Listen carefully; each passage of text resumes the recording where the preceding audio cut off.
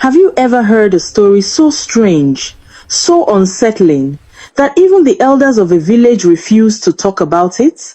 That is the story of Madame Azuka, the woman who washed her meat at the village stream every single day just before dawn, before taking it to her restaurant to cook for her customers. She did that every single day, not to clean it, not to preserve it, not for any reason the villagers could understand.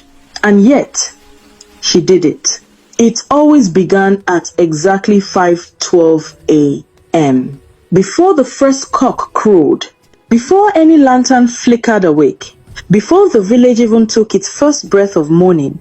That was the time Madame Azuka would leave her small restaurant, a wooden building with a rusted zinc roof, its signboard swinging, even when there was no wind. She would push open the creaking door, balance a large iron pot on her head, and begin walking toward the narrow path that led to Odu Stream.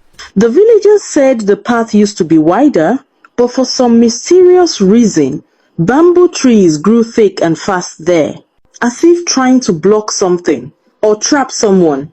Every step she took crunched falling bamboo leaves under her feet.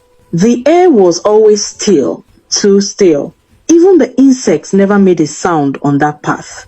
But Madame Azuka, she walked through it like she owned the silence. Inside the pot on her head, fresh chunks of raw beef glistening under the moonlight like they were sweating.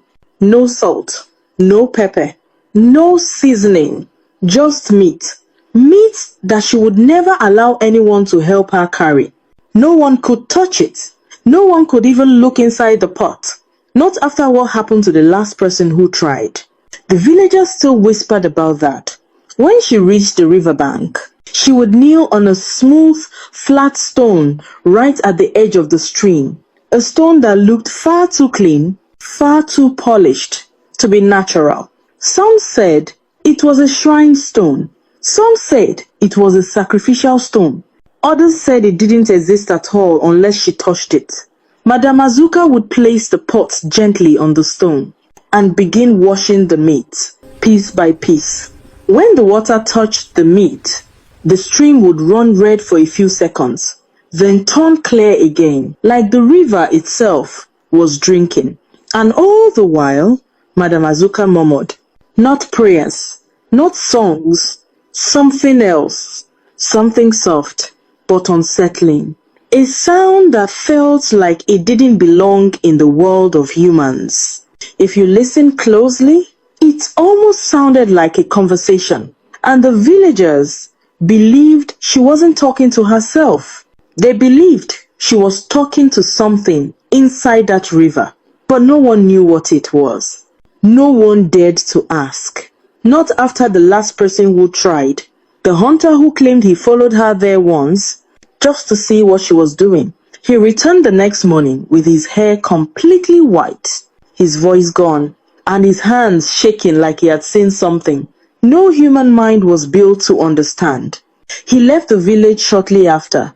To this day, no one knows where he went, but everyone remembers the only thing he managed to whisper before he disappeared. She is not alone at that stream. Yet, Madame Azuka continued her ritual every morning. Same time, same path, same pot, same meat. Every villager avoided Odu stream before sunrise.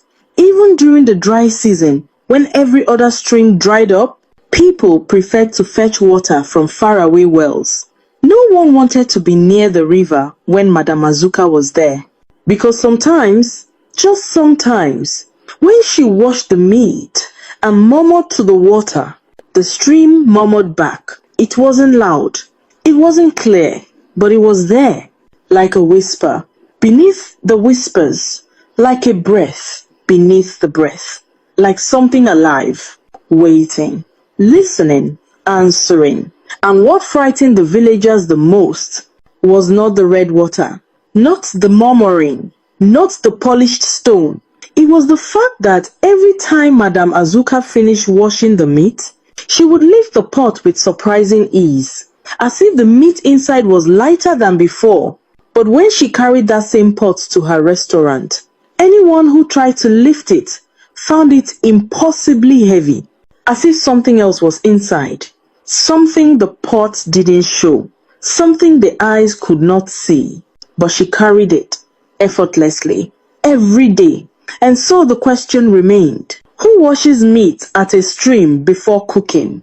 Why always Odu stream? And what or who was she talking to inside the water? The villagers didn't want answers, but the answers were coming because something strange was about to happen. Something the village had never seen before, and it all began the morning someone else followed Madame Azuka to the stream. Even with all the strange things surrounding Madame Azuka, one truth stood firm in the village. Her food was irresistible. No matter what rumors spread, no matter what the elders muttered in their compounds, no matter how many people claimed Odu stream was not natural, the villagers could not stay away from her cooking. Every morning, after she returned from the stream, she would open the wooden windows of a small restaurant, tie her wrapper tightly around her waist, and start cooking. The aroma that rose from her pots was something the villagers could never explain. The scent alone traveled through the entire village,